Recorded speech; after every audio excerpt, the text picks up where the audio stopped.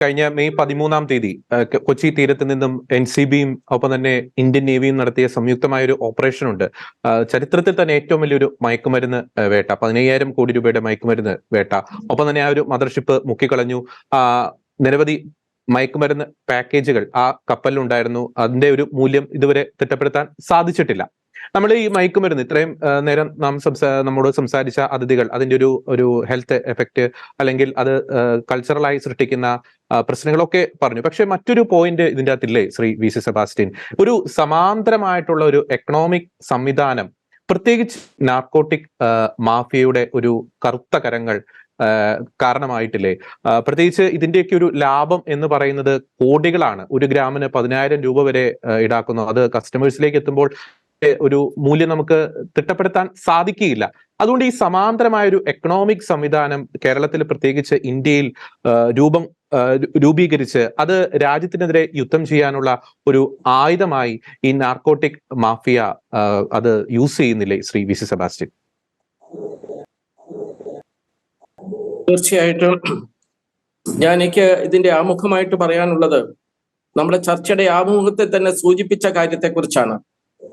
2021 September മാസം 8-ാം തീയതി കുറവലങ്ങാട്ടിൽ നിന്ന് ഒരു പ്രവാചക ശബ്ദം കേരളം കേട്ടു. ആ ശബ്ദം 100% ബോധ്യപ്പെടുത്തുന്ന കാര്യങ്ങളാണ് ഇപ്പോൾ നടന്നുകൊണ്ടിരിക്കുന്നത്.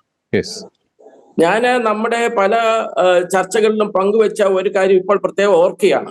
മറ്റൊന്നുമല്ല, KK ഓപ്പറേഷൻ എന്ന് പറഞ്ഞ ഒരു ഓപ്പറേഷൻ ഇന്ത്യയിൽ നടന്നുകൊണ്ടിരിക്കുന്നു എന്ന് ഞാൻ സൂചിപ്പിക്കുകയുണ്ടായി. അത് കാശ്മീരിന് ശേഷം കാശ്മീരിൽ ഭീകര പ്രസ്ഥാനങ്ങള് ശക്തമായിരുന്ന കാലത്ത് കഴിഞ്ഞ നാളുകളിൽ കേന്ദ്ര സർക്കാർ ഇടപെട്ട് അത് അടിച്ചമർത്തി. ഇപ്പോൾ പ്രിയപ്പെട്ട ജോസഫ് സാർ പറഞ്ഞതുപോലെ ഇത് കടലോരത്തിനോട് ചേർന്ന് കിടക്കുന്ന ഒരു സ്ഥലം, തെക്കേയുള്ള സ്ഥലം, ഇപ്പൊ ഈ ഭീകരവാദത്തിന്റെ എല്ലാം വേരുകള് ഈ തെക്ക് ഭാഗത്തുള്ള കേരളത്തിൽ വന്നെത്തിയിരിക്കുന്നു എന്ന് പറയുന്നത് നമ്മളാരുമല്ല, കേന്ദ്ര സർക്കാരും UN എല്ലാം പറഞ്ഞുകൊണ്ടിരിക്കുകയാണ്. അതുകൊണ്ട് വളരെ തെളിച്ചങ്ങ് പറയട്ടെ, ഇപ്പോഴുള്ള ഈ നാർക്കോട്ടിക് ഇഷ്യൂ, ഈ മയക്കുമരുന്നിന്റെ ഒക്കെ ഈ കടത്ത്, അത് ഭീകരവാദത്തിന് വളം വെച്ചു കൊടുക്കുകയും ഭീകരവാദ ശക്തികളെ തീറ്റിപ്പോറ്റാനും വേണ്ടിയാണ് എന്നുള്ളതിന് നമ്മളങ്ങ് പറയുന്നതിൽ യാതൊരു അപാകതയുമില്ല. തൻ്റെ ഇടത്തോടെ പറയാൻ മടിക്കരുത് എന്നുള്ളതാണ് എനിക്ക് ആദ്യം സൂചിപ്പിക്കാനുള്ളത്. വാസ്തവത്തിൽ ജോജി, നമ്മുടെ അവസ്ഥ എന്താണ് ശരിക്കും പറഞ്ഞാൽ? കേരളത്തിന്റെ അവസ്ഥ നമ്മൾ വളരെ ഗൗരവമായിട്ട് കാണണം. നമ്മൾ ഇത് ദൈവത്തിന്റെ സ്വന്തം നാട്, ലോകത്തിന്റെ ഒരു കാനാന്തേശം, സാക്ഷര സമൂഹം എന്നൊക്കെ പറഞ്ഞ് അങ്ങ് കൊട്ടിഘോഷിക്കുന്നുണ്ട്. വാസ്തവത്തിൽ ഇത്രയും ദയനീയം പിടിച്ച ഒരു സ്ഥലം ഇന്ന് ഇന്ത്യയിലും ലോകത്തിലും ഉണ്ടോ എന്നുള്ളത് നമ്മൾ ഗൗരവമായിട്ട് ഇനി കാണേണ്ട കാര്യങ്ങളാണ്. ഭീകരവാദത്തിന്റെ താഴ്വാരമായിട്ട് ഇത് മാറിക്കൊണ്ടിരിക്കുന്ന ഒരു വശത്ത്, സാമ്പത്തിക അടിത്തറ തകർന്നുകൊണ്ടിരിക്കുന്ന കടബാധ്യതയുള്ള ഭരണ സംവിധാനം ഒരു വശത്ത്, വന്യമൃഗങ്ങൾ കടിച്ചു കയറുന്ന ഒരുപറ്റം മനുഷ്യ ജന്മങ്ങൾ ഇന്ന് ജീവിച്ചുകൊണ്ടിരിക്കുന്ന സ്ഥലം കേരളം, അത് കാർഷിക മേഖല തകർന്നടിഞ്ഞിരിക്കുന്നു, വനവൽക്കരണ പ്രക്രിയ ഇവിടെ നടന്നുകൊണ്ടിരിക്കുന്നു, രാഷ്ട്രീയ അടിമത്വവും രാഷ്ട്രീയ വിലപേശലും രാഷ്ട്രീയ ആഭാസവും കൊണ്ട് ജനം മടുത്തിരിക്കുകയാണ്. അതിനേക്കാൾ ഉപരിയായിട്ട് ഇവിടെ സൂചിപ്പിച്ചതുപോലെ നമ്മുടെ യുവത്വം മുഴുവൻ പലായനം ചെയ്യപ്പെട്ടുകൊണ്ടിരിക്കുകയാണ്. ഈ സമയത്ത് ആഗോള ഭീകരവാദത്തിന്റെ അടിവേരുകൾ കേരളത്തിലാണെന്നുള്ളതും പരസ്യമായിക്കൊണ്ടിരിക്കുന്ന കാര്യമാണ്.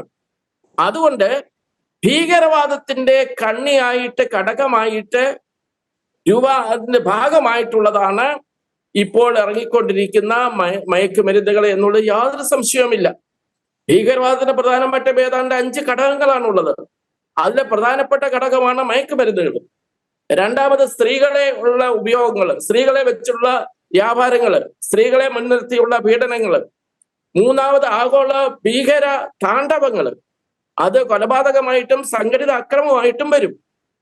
മറ്റത് നാലാമത് ആഭ്യന്തര വിപ്ലവം, അഞ്ചാമത് പലായനം. ഈ പല രാജ്യങ്ങളിൽ ഇപ്പോൾ സംഭവിച്ചുകൊണ്ടിരിക്കുന്ന പ്രക്രിയ ഇതാണ്. അഫ്ഗാനിസ്ഥാൻ, താലിബാൻ, ഇറാൻ, പാകിസ്ഥാൻ, ഈ രാജ്യങ്ങളിൽ നിന്നുള്ള ഇൻവോൾവ്മെന്റ് ആണ് ഈ മേഖലയിൽ, മയക്കുമരുന്നിന്റെ മേഖലയിൽ ഉണ്ടെന്നുള്ളത് കണ്ടുപിടിക്കപ്പെട്ടിരിക്കുന്ന കാര്യങ്ങളാണ്. ഈ രാജ്യങ്ങളുടെ നിയന്ത്രണത്തില് മുൻകാലങ്ങളിൽ കള്ളനോട്ടുകളുടെ അടുത്തത് ഒരു സാമ്പത്തിക വ്യവസ്ഥിതിയെയും ജനങ്ങളെയും തകർക്കാൻ വേണ്ടി മയക്കുമരുന്നുകൾ ഇപ്പോൾ ഇറക്കുമതി ചെയ്യുകയാണ്. ഇതാണ് കഴിഞ്ഞ ദിവസങ്ങളിൽ ഇവിടെ പിടിക്കപ്പെട്ടത്. ജോജി സൂചിപ്പിച്ചതുപോലെ ഇതിനു മുമ്പ് ഇതുപോലെ തന്നെ വേട്ട ഉണ്ടായിട്ടുണ്ട്. 2013 മെയ് 11 2021 മാർച്ച് 18 ശ്രീലങ്കയിൽ നിന്നുള്ള ബോട്ട് AK-47 തോക്കും വെടിയുണ്ടകളുമായിട്ട് നമ്മുടെ അതിർത്തി തന്നെയല്ലേ നമ്മൾ പിടിച്ചത്. കഴിഞ്ഞ നാളിൽ മാലിദ്വീപിന്റെ ചുറ്റുപാടുമായിട്ട് വൻ കടത്ത് നമ്മൾ പിടിച്ചിറക്കി കഴിയുമ്പോൾ അതൊരു സാമുദായിക പ്രശ്നമായിട്ട് രാഷ്ട്രീയ നേതാക്കന്മാര് ഒക്കെ ആരോപിച്ചു. അതൊരു സമുദായത്തെ ഇല്ലായ്മ ചെയ്യുവാനുള്ള ശ്രമമാണ്. പക്ഷെ വസ്തുതയല്ലായിരുന്നു. 2021 മാർച്ച് 18 ശ്രീലങ്കയിൽ നിന്നുള്ള ബോട്ട് AK-47 തോക്കും ആയിരക്കണക്കിന് വെടിയുണ്ടകളുമായിട്ട് കേരള തീരത്ത് നിന്ന് പിടിച്ചത്. 2021 സെപ്റ്റംബറില് 21,000 കോടി രൂപയുടെ 3000 കിലോ അഫ്ഗാൻ ഹെറോയിൻ ഗുജറാത്തിലെ മുദ്ര തുറമുഖത്ത് നിന്ന് പിടിച്ചത് നമ്മൾ ഓർക്കണം. അങ്ങനെ വരുമ്പോഴ് പഞ്ചാബ്, ഗുജറാത്ത്, കേരളം ഇങ്ങനെ 3-ാം സ്ഥാനത്തേക്ക് കേരളം വന്നിരിക്കുന്നു. ഹെറോയിൻ, മയക്കുമരുന്ന് ഇതുപോലെയുള്ളതിന്റെ ഇറക്കുമതി കേന്ദ്രമായിട്ട്.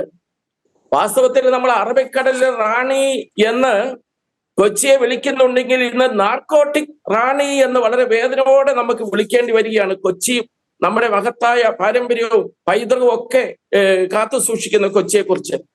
ഇവിടെ അല്പം മുമ്പ് സൂചിപ്പിച്ച ആ നമ്മുടെ കോവിഡ് കാലത്തെ കുറിച്ച് എനിക്കത് പരാമർശിക്കാതെ തരമില്ല. ശരിക്കും കോവിഡ് മഹാമാരി മാറ്റിമറിച്ച ഒരു സാമൂഹിക വ്യവസ്ഥയിലൂടെയാണ് നമ്മൾ പോകുന്നത്. കോവിഡിന്റെ സമയത്ത് അനേകായിരങ്ങൾ ജീവനെടുക്കപ്പെട്ടു, ശരിയാണ്. പക്ഷേ സാങ്കേതിക വിജ്ഞാനം ജനങ്ങളിൽ വർദ്ധിച്ച സ്വാധീനം ഈ കാലഘട്ടത്തിൽ ചെലുത്തിയുണ്ടായി. ഓൺലൈൻ ലോകം മുഴുവൻ കീഴടക്കി. അതേസമയം വിജ്ഞാനത്തോടൊപ്പം പല വൈദ്യങ്ങളും നമ്മുടെ ഇടയിൽ കടന്നുകൂടി. ആ വൈദ്യങ്ങളുടെ ഭാഗമായിട്ട് ഓൺലൈൻ വ്യാപാരങ്ങളുള്ള കമ്പനികളുമായിട്ട് നമ്മുടെ പുതുതലമുറ മാത്രമല്ല നമ്മുടെ കുടുംബങ്ങളിൽ പലരും മാതാപിതാക്കൾ ഉൾപ്പെടെ ഉള്ളവർ ബന്ധപ്പെട്ടു. പുത്തിന് അറിവുണ്ടാകുന്നു, പുത്തിന് അറിവിനെ കുറിച്ചുള്ള ആകാംക്ഷ ഉണ്ടായിരുന്നു. പക്ഷെങ്കിൽ വലിയ വലിയ അപകടങ്ങളും കൂടെ ക്ഷണിച്ചു വരുത്തി.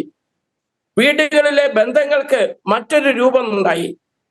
എല്ലാവരും സ്വന്തം ലോകത്ത് സ്വന്തം മുറികളിലൊക്കെ അങ്ങ് കൂടി. ലോകം ചെറുതായി. അപ്പനകന്നു, അമ്മയകന്നു, മക്കളകന്നു. അപ്പോൾ ഇവരുടെ ഇടയിലേക്ക് ആരും അറിയാതെ കടന്നു വന്നു ലഹരി. അത് തപാലിൽ വന്നു, പാഴ്സലിൽ വന്നു, സ്റ്റാമ്പിൽ വന്നു, ക്യാപ്സൂളിൽ വന്നു, കൊറിയറിൽ വന്നു. മനുഷ്യനെ തന്നെ കരിയർമാരായിട്ട് മാറ്റിയെടുത്തിട്ടുള്ള ലഹരിയുടെ സ്വാധീനം നമ്മുടെ കുടുംബങ്ങളിലേക്ക് വന്നത് നാം മറന്നുപോയി, അറിയാതെ പോയി എന്നുള്ളതല്ലേ വാസ്തവം. അമ്മയാര്, പെങ്ങളാര്, സമൂഹമാര്, നിയമമില്ല, എല്ലാം ഡ്രഗ്സിന്റെ കീഴിലേക്ക് മാറുന്ന ഒരു സാഹചര്യത്തിൽ നമ്മുടെ ഒരു തലമുറ നശിക്കുന്ന സാഹചര്യം സൃഷ്ടിക്കപ്പെട്ടിരിക്കുന്നു ദൈവത്തിന്റെ സ്വന്തം നാട്ടില്.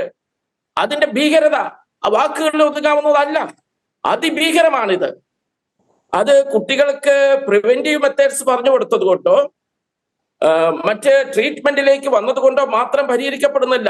ഇതിന്റെ കാരണങ്ങളിലേക്ക് പോവുകയും സർക്കാർ തലത്തിലും ജനകീയമായ പ്രവർത്തനങ്ങളുടെ പരിഹാരം കണ്ടില്ലെങ്കിൽ മാത്രമേ ഉള്ളൂ ഈ പ്രശ്നത്തിന് ശാശ്വതമായ ഒരു പരിഹാരം കാണുവാൻ സാധിക്കുകയുള്ളൂ.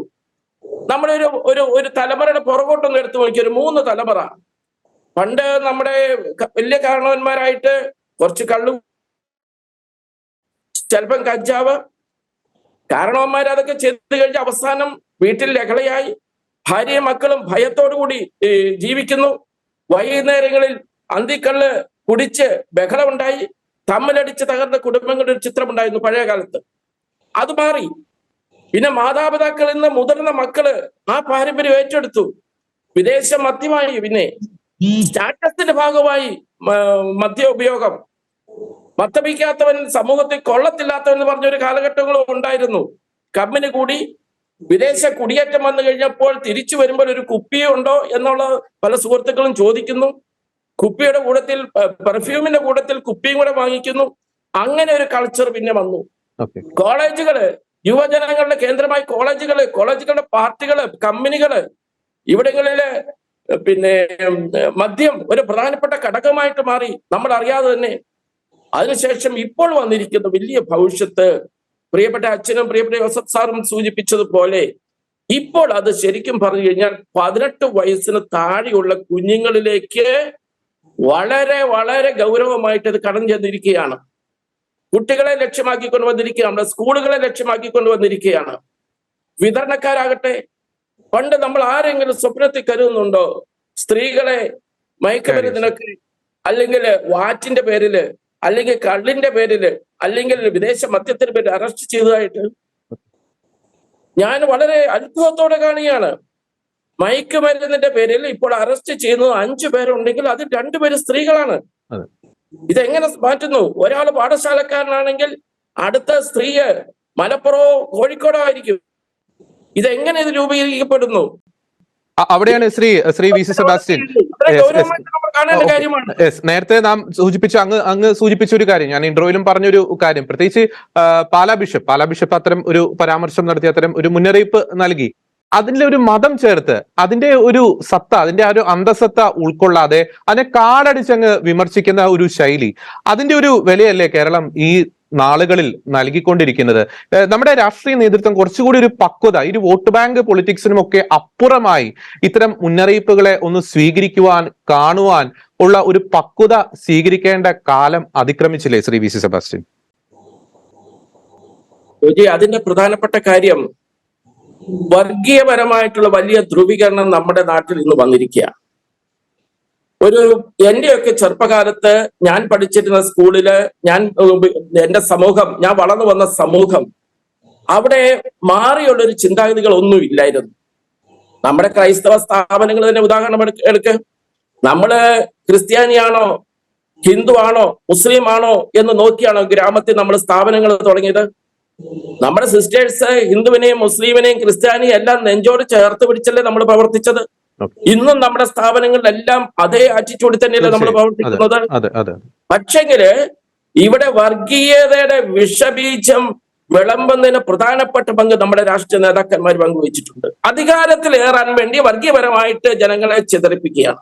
ഇപ്പോഴും വർഗീയതയ്ക്ക് വളം വെച്ച് കൊടുക്കുന്ന ആരാണ്? ആത്മാർത്ഥമായിട്ട് പറഞ്ഞു കഴിഞ്ഞാൽ മത നേതാക്കന്മാരല്ല, ഒരു മതത്തിലെ നേതാക്കന്മാരല്ല. വോട്ട് ബാങ്ക് രാഷ്ട്രീയത്തിന്റെ പേര് ജനങ്ങളെ തമ്മിലടിപ്പിച്ച് അവരുടെ രക്തം ഊറ്റിക്കുടിക്കുന്ന വർഗീയ ഭ്രാന്ത് പിടിച്ച രാഷ്ട്രീയ നേതൃത്വങ്ങളുടെ അധപ്പതനമാണ് നമ്മൾ ഫേസ് ചെയ്യുന്ന ഏറ്റവും വലിയ കാര്യം. ഇനി ജോജി പറഞ്ഞ ഒരു കൂട്ടിച്ചേർത്തുകൊണ്ട് ഞാൻ പറയുകയാണ്, ഞാൻ ഈ കഴിഞ്ഞ നാളുകൾ ഒരു അന്വേഷണം നടത്തി. നമ്മുടെ നിയമസഭാ മെമ്പർമാര്, പല ജനപ്രതിനിധികളും രാഷ്ട്രീയ നേതാക്കന്മാരും, ഇവരുടെ എത്ര കുട്ടികൾ നമ്മുടെ നാട്ടിൽ പഠിക്കുന്നുണ്ട്? നമ്മുടെ നാട്ടിലെ ഏത് കോളേജിൽ പഠിക്കുന്നുണ്ട്? ഇവരുടെ മക്കൾ പലരും വിദേശ രാജ്യങ്ങളിൽ ജോലി ചെയ്യല്ലേ?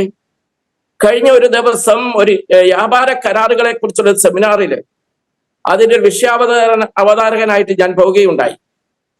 അതിൽ പ്രസംഗിച്ച ഒരു പ്രമുഖനായ രാഷ്ട്രീയ നേതാവ് വളരെ ആവേശത്തിൽ അമേരിക്കയുടെ ബൂർഷ നിലപാടുകളെ കുറിച്ച് വളരെ ആവേശത്തിൽ പ്രസംഗിച്ചു. അദ്ദേഹം അടുത്തിരുന്ന് വന്നു കഴിഞ്ഞപ്പോൾ അദ്ദേഹത്തിന്റെ ഫോണിൽ പോക്കറ്റിൽ നിന്ന് എടുത്ത ഫോൺ ഐഫോണാണ്, അമേരിക്കയുടെ ഫോണാണ്. അദ്ദേഹത്തോട് ചോദിച്ചു ആരൊക്കെയുണ്ട് വീട്ടിൽ എന്നൊക്കെ ഞാൻ ചോദിച്ചപ്പോൾ 2 മക്കളുള്ളത് അമേരിക്കയിലാണ്.